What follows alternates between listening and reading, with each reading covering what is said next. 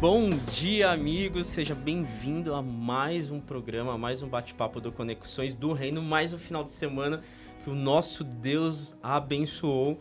Eu já quero abrir esse programa fazendo uma oração por você, desejando que o nosso Deus, que o nosso Senhor Jesus abençoe tudo aquilo que você fizer, que a bênção esteja sobre você, sobre sua casa, sobre a sua família, sobre o seu trabalho, tudo aquilo que você fizer vai ser abençoado em nome de Jesus. E eu quero abrir o programa com uma palavra. Meditei nessa palavra essa semana, que está lá no livro de Tiago, no capítulo 1, versículo 3. Olha só o que diz: portanto, sabeis que a prova da vossa fé produz ainda mais perseverança. E a perseverança deve ter plena ação, a fim de que sejais aperfeiçoados e completos, sem que falte virtude alguma. Olha só. A fé, eu estava conversando aqui com a doutora Dora, daqui a pouco eu vou apresentar ela, que a fé ela é o combustível. A fé é o combustível para a nossa vida avançar. E aqui Tiago ele diz que a fé produz ainda mais perseverança. E no versículo seguinte diz que a perseverança deve ter plena ação. Ou seja, você vai ter fé, você vai acreditar naquilo que Deus lhe falou, mas você tem que agir, tem que ter uma ação. Quando você tem uma palavra, você vai agir mediante a fé e você vai colocar aquilo de alguma forma em prática. Deus só precisa daquilo que você já tem nas mãos para colocar você na terra prometida, naquilo que Ele prometeu. Portanto, exercite a sua fé. Não importa a situação que você está passando. Eu sei que muitas vezes eu já passei por situações assim de você ficar tão enraivecido com a situação, parar o carro, chorar, mas você tem que acreditar que é a fé. Todo mundo passa por esse momento de angústia, mas a fé ela vai produzir perseverança e a perseverança vai fazer você chegar naquilo que o nosso Deus te prometeu. Amém? E olha só, estou muito feliz hoje porque eu tenho uma convidada especial, a doutora Dora. É um prazer ter você aqui. Você tem uma agenda muito cheia, viajando para vários países, né? Mas hoje você dedicou seu tempo para estar aqui. Eu me sinto muito honrado. Muito obrigado.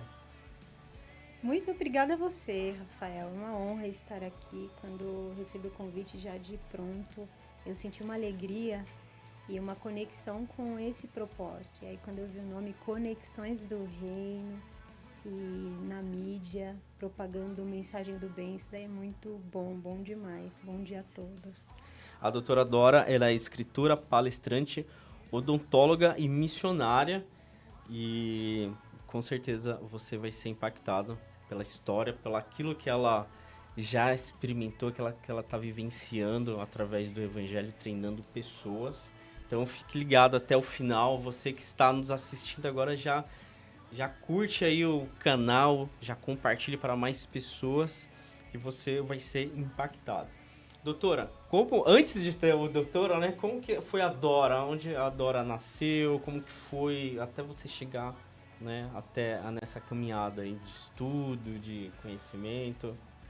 A Dora sempre foi aquela mulher ousada, né? Eu cresci na periferia de São Paulo e era aquela negra ousada. Eu queria sempre mais, eu queria posicionar a história da minha família, os dons. Eu tinha sonhos maiores que eu e nada tinha limite. Eu olhava e não via dificuldade. Então minha mãe é trabalhadora demais, professora pública. E eu cresci no Jardim São Luís, em São Paulo. A minha infância foi muito feliz, cheia de amigos. E com os meus irmãos, meu pai, papagaio, cachorro, eu tive uma infância maravilhosa. E logo cedo despertou um desejo de ser médica. Inicialmente eu queria fazer bucomaxilofacial. E isso seria ou através da medicina ou da odontologia, junto, essas duas áreas. E eu gostava muito da área da saúde, de curar pessoas, de ver as pessoas com saúde divina. E esse foi o paradoxo da minha vida. porque aquela causa que eu queria resolver foi a área que eu passei a maior experiência dolorosa. Então eu queria curar pessoas desde pequena, queria ver todo mundo bem, saudável. E isso me motivou a buscar espiritualidade, a estudar, a querer sempre mais. E ali no Jardim São Luís, onde eu vivi, era muito bom, muito bom. Tive uma vida intensa. Eu não era cristã desde berço. Então eu ia pra balada com as minhas amigas, eu curti demais, namorei bastante, eu tive uma vida muito feliz demais naquele lugar. Rafael, eu agradeço todos dessa região aí. Quando você decidiu falar, poxa, agora você foi apresentado ao evangelho, como que foi? O que mudou?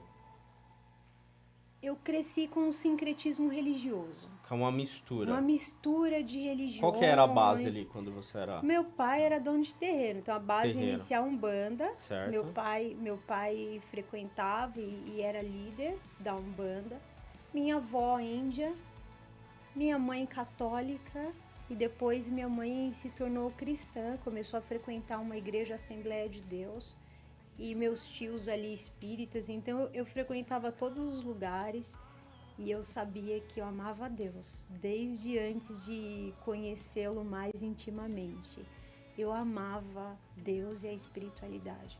Então essa base de um sincretismo foi uma preparação importante, porque hoje como missionária eu viajo a lugares que não existem cristãos, por exemplo. E é tudo muito de boa, onde as pessoas têm alguns tabus, pra mim é tudo Surge uma questão aqui, como levar o evangelho, né, em um lugar que não tem religião? Como que funciona o trabalho do missionário? O trabalho do missionário é muito simples. Porque assim, eu tenho uma frase assim que tá no meu Instagram, justamente que Deus é diferente da religião. Né? E para mim isso é muito real. Mesmo que você tenha uma vertente do cristianismo, seja o evangélico, o protestante, o católico, enfim, mas que Deus ele tá tão mais alto, né? Que é assim, ele tá distante dessa da religião, ele tá dentro disso, mas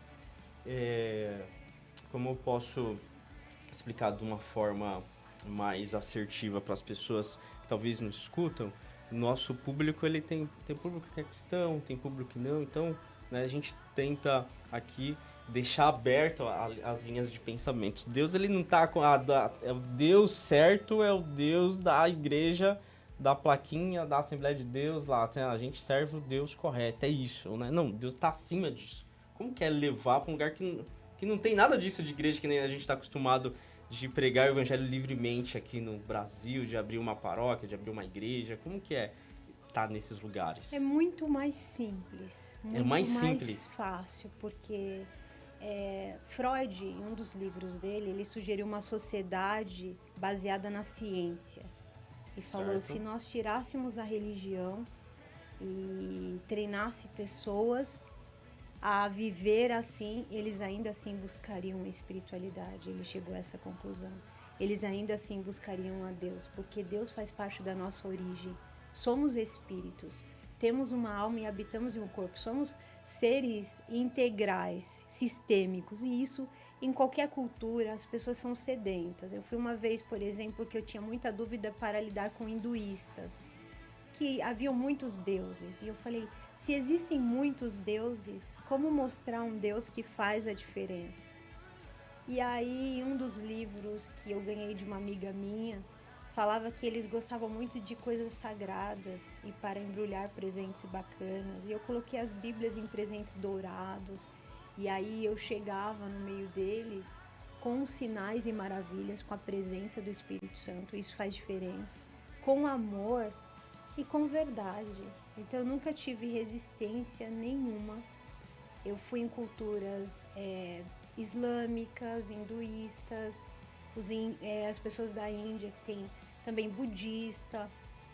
Às vezes tem muita resistência, o problema é a cultura, a mentalidade, a nossa educação. E isso é muito ligado à religião. Por exemplo, se você nasceu e foi treinado em uma escola religiosa, uma escola cívico-militar, e uma cultura A, B e C, Você tem fortalezas mentais e você tem hábitos que já estão inseridos em você. Inseridos, né? Então, o problema não é a espiritualidade em si, porque todos têm uma expectativa de uma vida eterna, todos querem saber o que acontece após a morte. Todo mundo, até o ateu, quando está com o maior problema do mundo, fala: Deus me ajuda. Então, todos têm essa essência que é natural.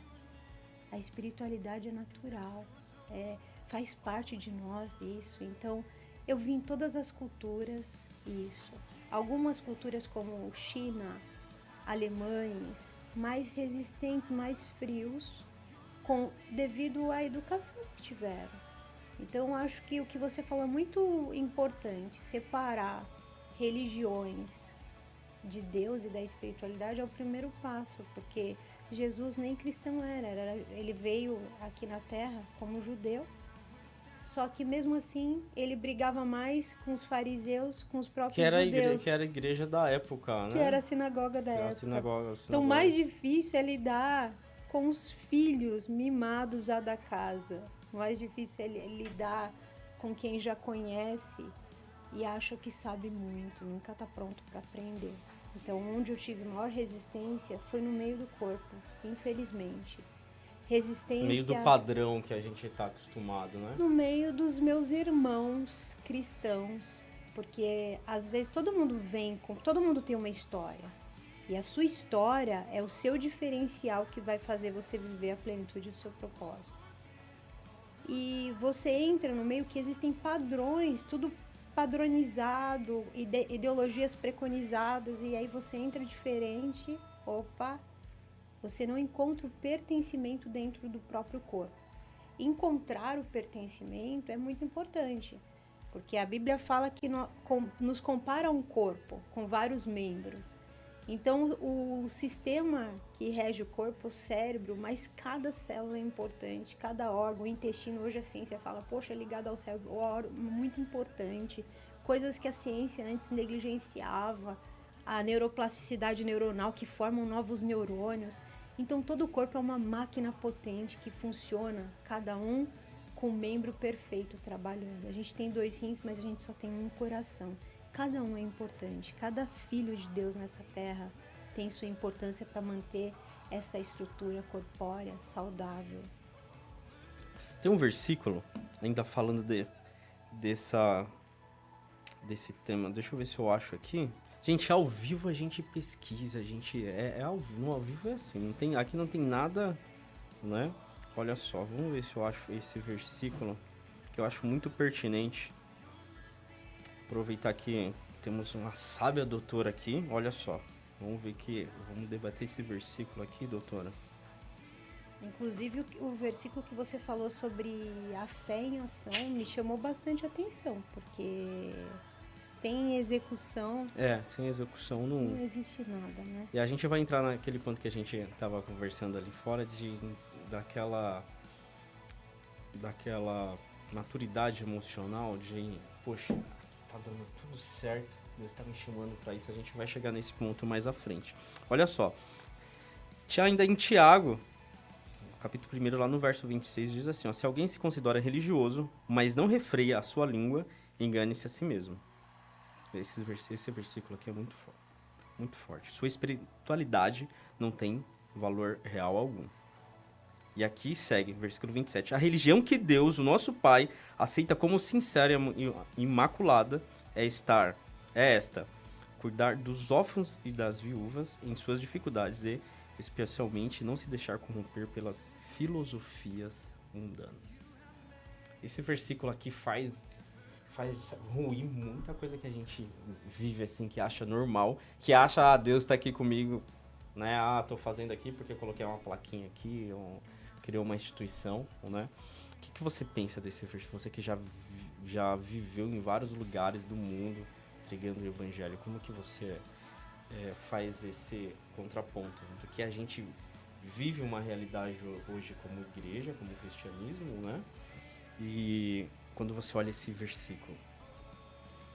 Sobre a palavra, né, refrear a língua e a importância da palavra, tudo é criado no mundo espiritual pela palavra.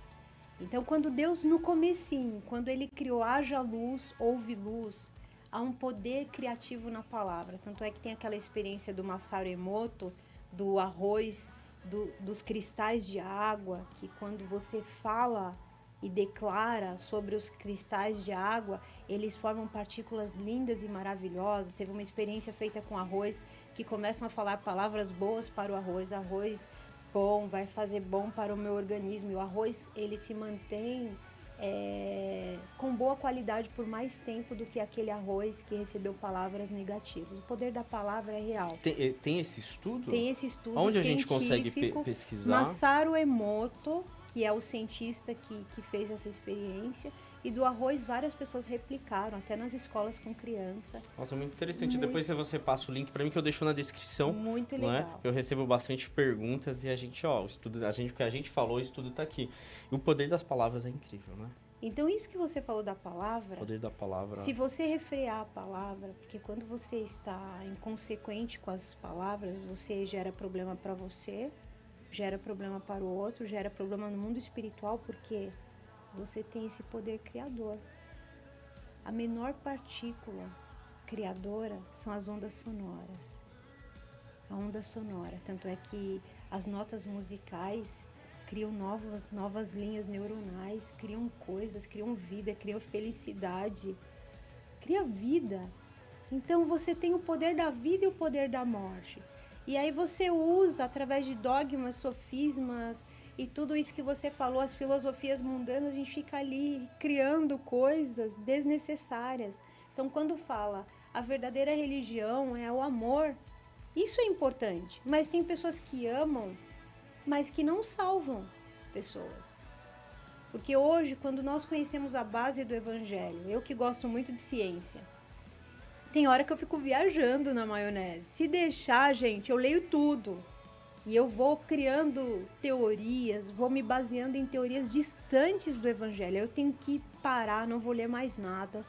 Deixa eu me alimentar da palavra. Jesus é o verbo, João 1. E o verbo era Deus, e o verbo estava com Deus. O verbo é a palavra que se fez carne. Então a palavra é a maior ferramenta de todas. A palavra muda tudo. Então é algo que alguns ficam repetindo, como o Ho'oponopono, como aquela afirmações positivas. Não é isso. É num sentido natural de essência. Porque tem coisas que precisam de uma intenção correta, de um propósito certo e da permissão de Deus. Se eu ficar repetindo, eu ganhei na loteria, não é insignificante. Então, usar a palavra com a força, com o propósito e com a arma que ela existe.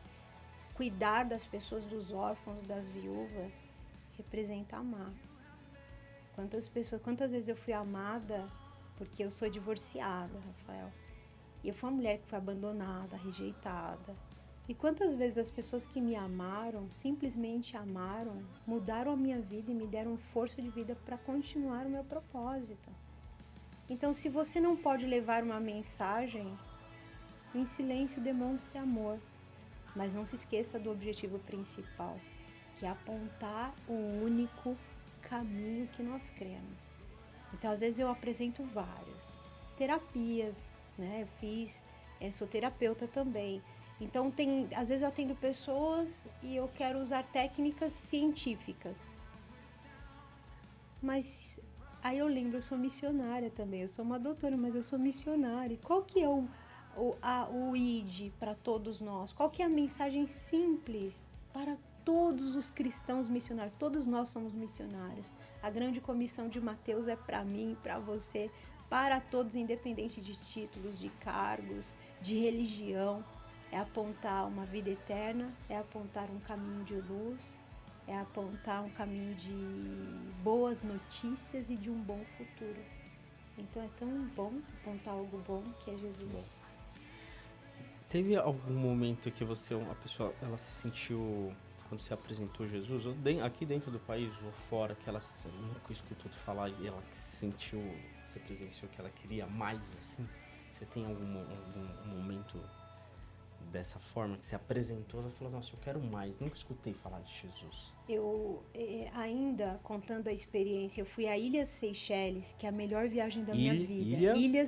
Onde fica? Ilhas Seychelles, no Oceano Índico. No mapa... Primeiro você precisa me explicar onde fica o Oceano Índico. Olhando assim, eu não... Fica em qual lado do globo?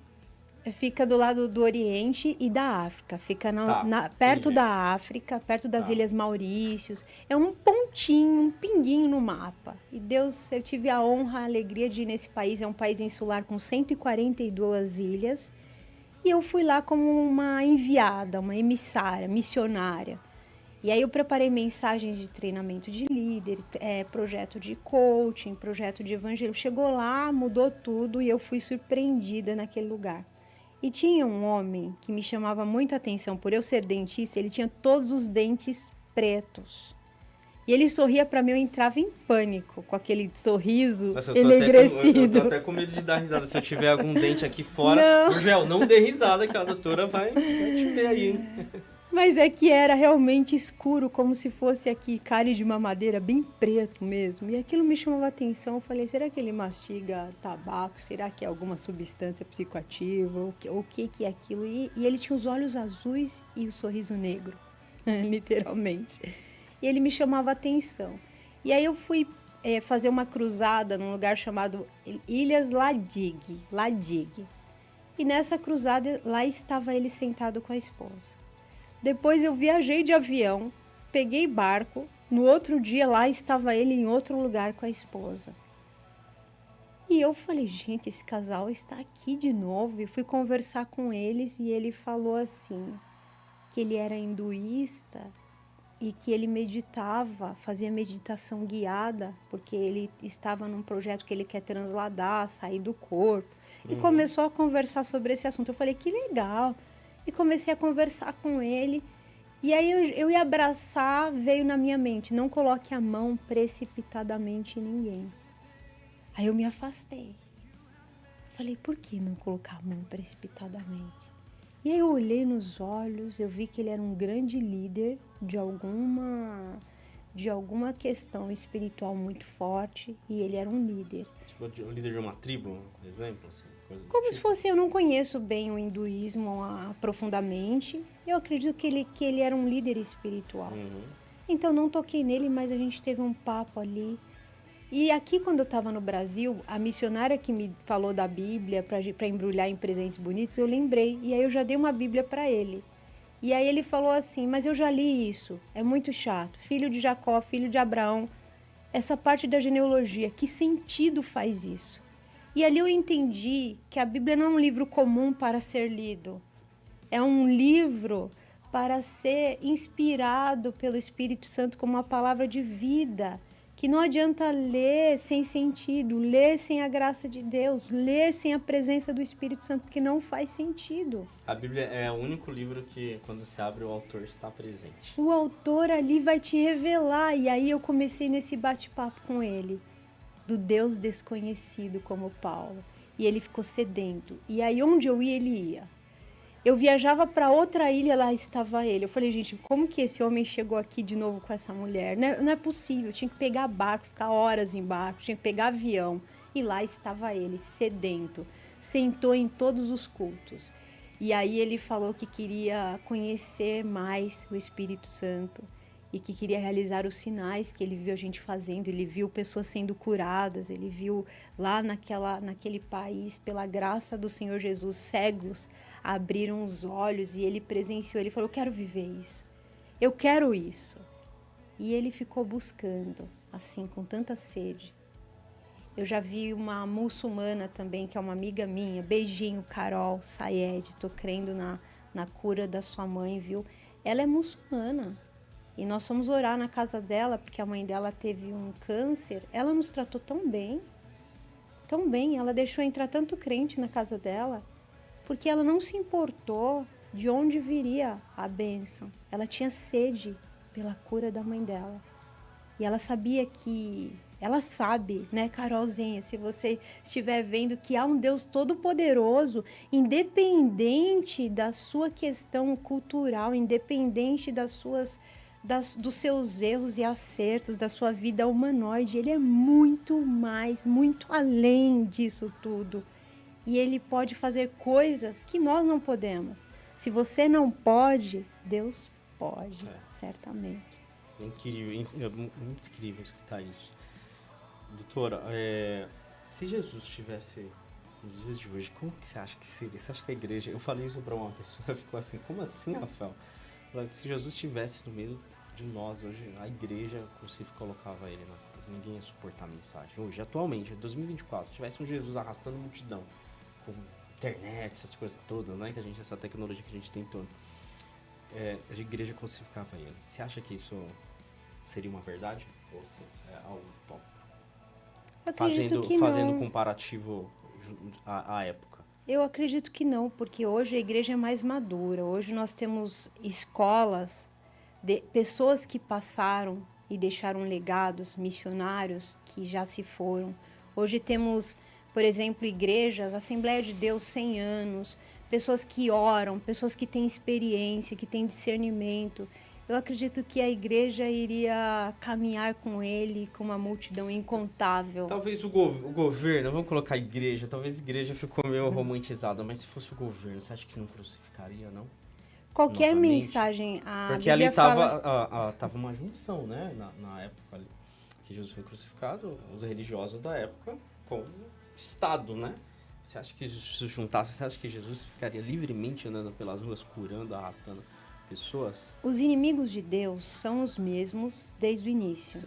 A Bíblia até cita os nomes deles. Em vários personagens que viveram milhares de anos depois, citam os mesmos nomes desses maleditos. Amorreus, amalequitas, filisteus, heteus, girgazeus, heveus, cananeus. São os nomes que se repetem, depois vocês vão ver, procurar.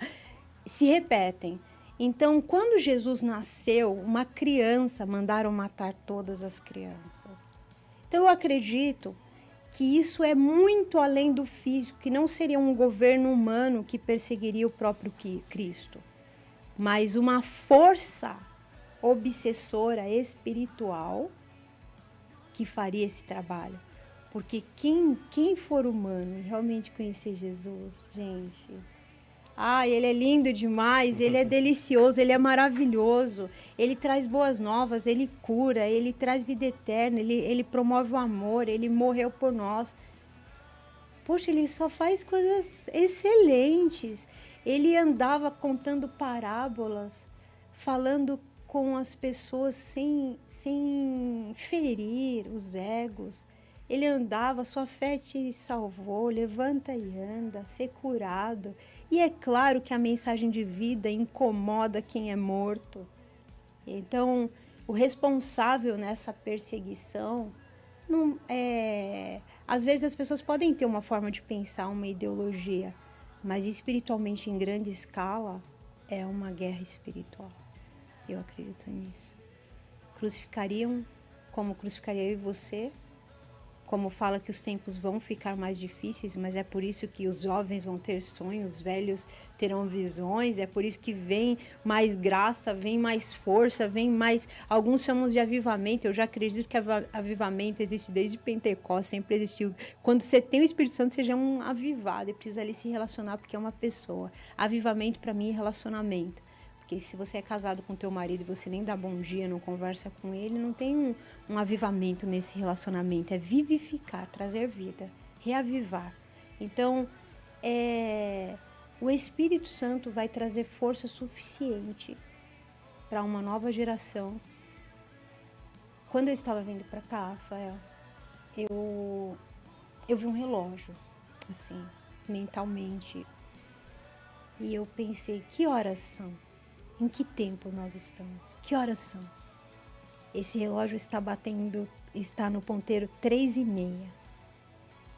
Nós não somos mais esses trabalhadores lerdos e lentos.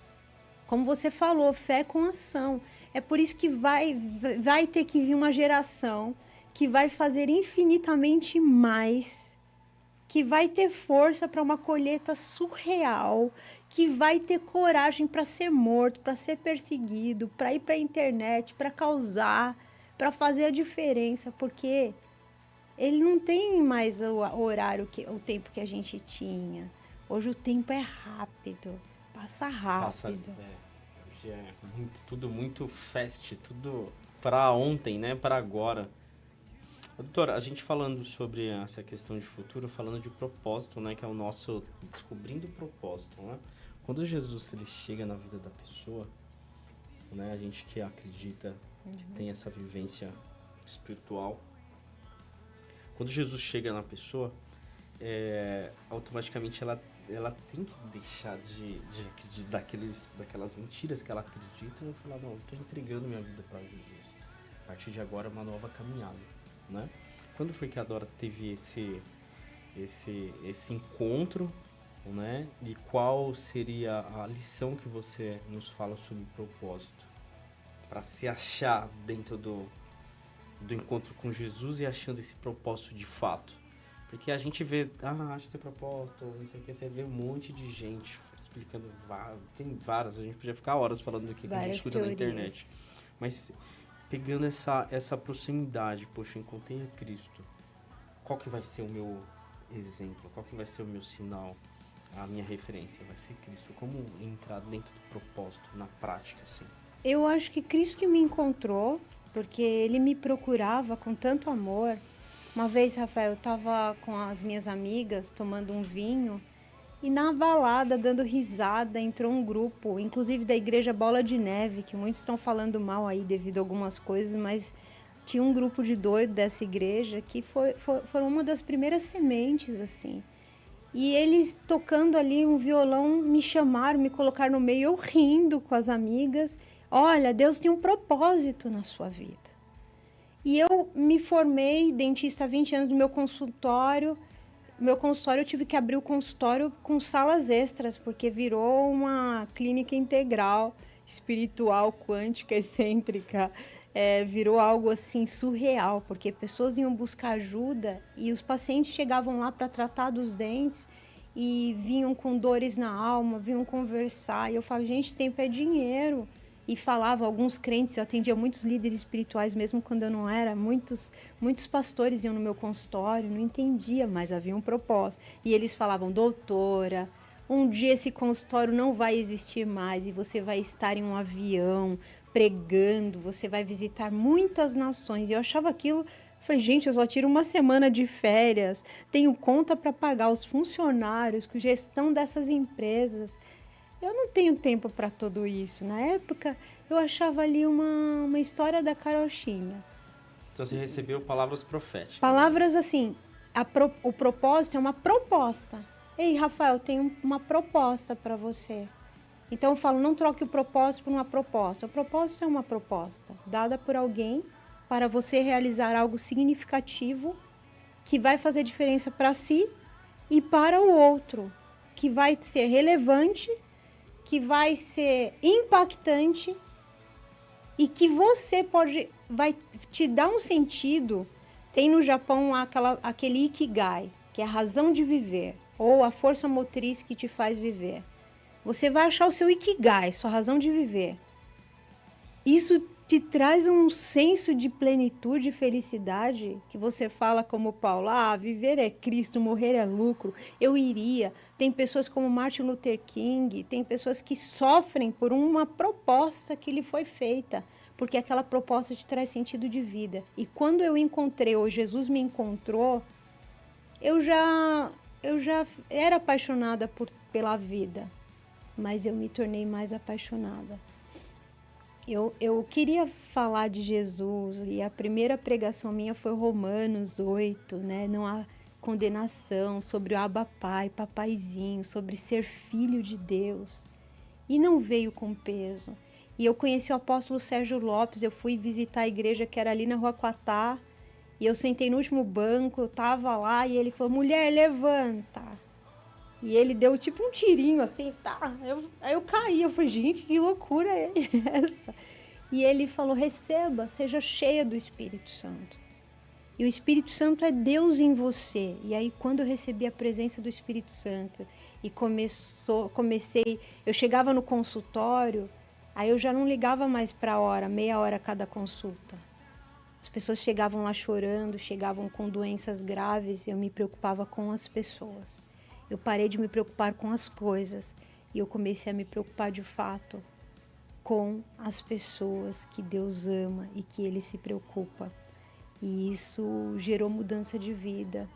Mas tem coisas que eu estou deixando ainda, Rafa. Tem coisas que eu acredito ainda. Porque quando você cresce com uma cultura, por exemplo, se você acredita que toda hora que está com dor de cabeça você vai tomar um analgésico, você vai tomar um analgésico. O analgésico deixou de funcionar? Não, funciona. Minha avó rezava em mim com arruda, funcionava. Eu já vi espírito, quando eu era criança do centro do meu pai, eu já vi coisas que funcionam. Então a questão não é deixar de fazer. Com cada um, você tem um tempo, um modo para o propósito certo. A Bíblia fala que há um tempo para cada propósito debaixo do sol. Se você não tem uma ação para responder essa proposta, você pode perder o tempo. E aí, se esse tempo passa, vai desequilibrando todo o sistema. Então, um bebezinho que ainda não fala e que foi abortado. Será que ele tem propósito? Claro que tem. É para aquele tempo, é para aquele modo. Enoque amou a Deus e Deus recolheu. Só fala isso, a Bíblia. Mas as pessoas estão descobrindo a chave. Tem o livro As Chaves de Enoque. Por que Enoque desapareceu? Enoque causou, gente. O bebezinho que estava ali no ventre da mãe, a mãe que não podia gerar, talvez não foi um aborto, talvez uma história forte, ele teve um propósito. Todos nós temos uma proposta, um plano, um objetivo para realizar algo significativo, congruente ao reino de Deus que está dentro de nós. Você disse, o Rafa falou, olha, tudo está dentro de você. E está mesmo. Aquilo que você tem nas mãos, isso me chamou a atenção, o que você disse. O que você tem nas mãos? Seu DNA, sua história de vida, suas experiências, sua fé, seus sonhos, desejos, vontades. E aí alinhar com a vontade do Papai Criador para a sua vida. Vai falar, olha, por que eu coloquei você falando português neste tempo, nessa estação, vindo desses pais? Por que eu coloquei o dom, a habilidade de usar mais o lado esquerdo ou direito cerebral? Você tem uma tendência para música, uma tendência para falar em público. Só que a emoção, a sua identidade humanoide, ela descaracteriza quem você é. Por isso que Deus sempre fala, não tema, seja forte e corajoso. Por exemplo, eu falei para você que na doença eu queria trazer cura e um dia eu estava no consultório, fui fazer uma endoscopia e aí voltei arrasada. Deixa eu abrir um parênteses aqui, você falou que nossa humanidade descaracteriza quem nós somos. Então, nessa fala, você disse que a gente somos seres espirituais, certo? Sim. E o nosso cotidiano, digamos assim, para ficar mais fácil, acaba tirando nós daquilo que Deus realmente nos criou para sermos, é isso? É isso. Por exemplo, a alegria é um fruto do Espírito. Você pode pular de alegria no meio de um velório e numa hora de tristeza, porque não estou falando de uma alegria emocional, estou falando de uma alegria espiritual que vem, que está em nós. Outra coisa, que eu falei da dor de cabeça. Estou com dor de cabeça. Analgésico, com tantas sequelas que alguns medicamentos trazem, e a gente fica viciado. Se a gente orar e acreditar, se a gente meditar e acalmar os ânimos, as emoções, a ira, a raiva, o ódio, a tristeza, equilibrar as emoções. Se você lembrar que no mundo espiritual não há doença, e mesmo que você receba a última palavra, não dá certo, você usar outra ferramenta que já está em você, que transcende a lógica humana, que até os médicos, quando estão lá no hospital, não sabem o que fazer, eles pedem ajuda, alguns pedem para o anjo, outros pedem para santo expedito. Será que você pode ativar a fé? E a fé cristocêntrica para nós é a mais importante porque ela é centralizadora em Cristo. Mas essa fé pode mudar. Igual eu falei para você, estava no consultório normal, uma dor no estômago, fazer uma endoscopia, tinha 8 tumores malignos. Tumor neuroendócrino avançado, tá aí no livro essa história. E o médico falou, não tem jeito, você tem poucos dias de vida. Daí eu já tive que fechar a clínica, não pude mais voltar para atender. E eu falei, gente, a vida passa muito rápido. Eu vou morrer. E aí todos os médicos, todos os especialistas, gastei tudo em exames, em saúde, convênio, exame, saúde. E todo dia que eu ia no médico, ele falava, deu metástase para o pâncreas, deu metástase para o intestino, você tem poucos dias de vida. Falei, e agora? O que eu vou fazer, sendo que eu só tenho 6 dias de vida, 7 dias de vida? O que você faria se hoje fosse o seu último dia de vida? O que você faria? Tem um versículo que fala, louco, ainda hoje vão pedir a tua alma. O que você faria? Ficar brigando por tantas coisas. Por isso que o versículo que o Rafa falou de Tiago, cara, a verdadeira religião é amar, é estender sua mão pro próximo, fazer aquilo que você tem que fazer agora. Nossa, eu ia chegar nessa parte que eu vi lá que você mencionando lá no Instagram. É que assim, a gente passa muito rápido, você vai ter que vir aqui depois pra gente debater. Tem muita coisa que eu queria perguntar e falar, mas nosso tempo passa muito rápido, né? A gente falou, é tudo muito rápido. Poxa, e como que foi assim, escutar essa notícia? Quanto tempo demorou pra você ser curada totalmente? Como que foi assim pra você, seu relacionamento com Deus? Que é naquele ponto, pra gente finalizar com isso. Quando você tem um propósito, você vai passar por processos. Mas o propósito vai te alegrar, que é a razão de ser significativa proposta por Deus, quem te criou. Todos os dias eu fiquei com uma depressão, uma tristeza profunda, e todos os dias eu achava que era o meu último dia. Mas eu recebia mensagens de mensageiros, seres de luzes que falavam, Senhor vai te curar, você vai pregar o evangelho, você vai usar isso como autoridade para curar outras pessoas. Isso um dia vai estar numa capa e vai estar em um livro. E aquilo me trazia fé, além da circunstância. Fé além da circunstância. Ver o invisível, viver o incrível, experimentar o impossível. E aquela fé, às vezes, nem era eu que tinha, outras pessoas tinham por mim.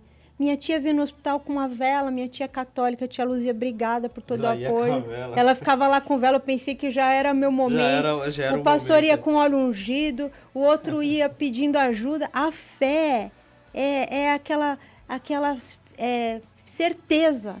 Então, através da fé, eu fui curada, porque pela medicina não deu.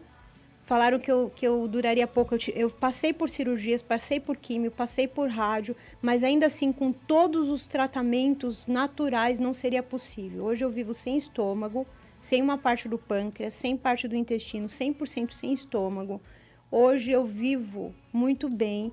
Tenho 44 anos, dá licença, eu estou melhor do que antes. Eu estou mais saudável. Só que eu tinha que ir para o hospital, tinha que entrar naquela máquina gelada da tomografia. E onde está a sua fé? As pessoas falavam, será que ela pecou? Onde está a fé dela? Cadê o Deus dela? Agora que ela crê em Deus, será que quando você passa esse momento difícil, é porque algo te aconteceu? Só a chuva vem para todos, né? E passamos por esse processo humanoide, onde onde eu falei que a questão humanoide atrapalha nossa origem celestial e espiritual. Então, mesmo que você olhar, todas as coisas são preconizadas, padronizadas. Hoje, a juventude dessa época, eles vão estar tão condicionados mentalmente que dificilmente vamos conseguir alcançar pessoas.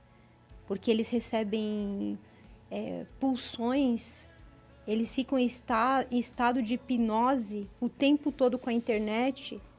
Quem vai mudar a mente dessa geração que já está no Roblox, metaverso, jogando jogos interativos, criando ideologias, que estão ali recebendo muita pressão? Como vai ser? Então, se nós não formos também ousados neste ponto, nós podemos perder uma geração. É por isso que o maior presente para a próxima geração, para viver o propósito quântico espiritual, é o avivamento, a presença do Senhor e mais amor. Amém. Doutora, foi incrível te escutar. Infelizmente, já chegamos ao final do nosso programa. O seu arroba é o arroba... Doutora.Dora Rodrigues. Doutora.Dora Rodrigues. Lá tem o link para o livro? Tem o link para Então, o livro, tá na bio. Tá aqui, ó. O Poder da Influência, de Dora Rodrigues. Aqui tem essa frase. Você foi chamado para influenciar a sua sociedade e transformar culturas. Então, você que está nos assistindo, entre lá no @.Dora Rodrigues. Vai ter o link na bio. Lá, acesse o seu livro. Doutora, obrigado. Muito feliz de ter você aqui. Logo mais você vai fazer uma turnê pelos Estados Unidos, né? Fala assim, 30 segundos sobre essa turnê que você vai fazer lá. Dia 28 de setembro, nós vamos estar no Rose Century, em Orlando, uma conferência chamada September to Remember. Um setembro inesquecível lá em Orlando, dia 28 de setembro. Também vai ter em Paris uma conferência de líderes no Martin Luther King. Também nessa semana aí, treinamento de líderes. Se você quer descobrir o seu propósito, conecta aí no Instagram, chama. Porque lembrando que propósito é a proposta de Deus para você ser você. É isso, Rafa, muito obrigada. Eu tenho que agradecer. Amei, nosso bate-papo, passou muito rápido. Passa muito rápido. Então, Conexões do Reino volta na próxima semana. Mas eu tenho aqui um aviso, aqui sorteio da Nova Difusora e da Apatege. Quer curtir um final de semana na praia? Olha só que coisa boa, hein? Então aproveite essa super promoção. Quer pra praia, né, doutor? Pra praia é coisa boa. Faz anos que eu não vou numa praia, hein? Mas em comemoração aos 30 anos da Apatege, faremos um novo sorteio de um final de semana na colônia de férias em Peruíbe. Para participar, você precisa seguir o Instagram da Rádio Nova Difusora e siga também as regrinhas que estão lá na legenda do post do sorteio. O sorteio vai ser feito no dia 26 deste mês, 26 de julho, no programa Sintonizados a partir do meio-dia. Então, curta o post, siga os Instagrams da Apatege e da Nova Difusora, compartilhe o post nos seus stories e marque um amigo. Você poderá também levar um acompanhante e o prêmio pode ser utilizado até outubro de 2024. Olha só, uma grande... Você já fez isso, Gurgel? Já fez lá? Então você está concorrendo. Então... Ah, você não pode, não. Ah, já ia falar pra você me colocar pra eu levar junto, eu e você lá, a gente ficar conversando. Também meu amigo quero Gurgel. ir. É isso aí, meus amigos. Deus abençoe. Conexões do Reino volta na próxima semana.